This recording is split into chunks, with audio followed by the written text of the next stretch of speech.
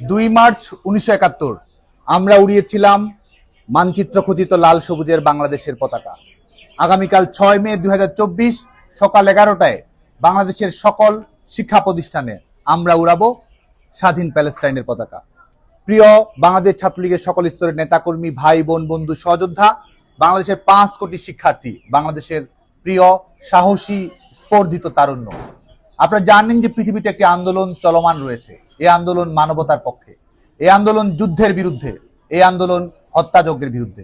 দশকের পর দশক যে আন্দোলন ফিলিস্তিনের তরুণ সমস্ত স্তরের মানুষ করে যাচ্ছে স্বাধীনতার জন্য, পতাকার জন্য, মানচিত্রের জন্য, মুক্ত নিঃশ্বাসে বেঁচে থাকার জন্য, স্কুলে হাসপাতালে নিরাপদে থাকার জন্য, আজকে তারা সবাই সন্ত্রাসের শিকার হয়েছে।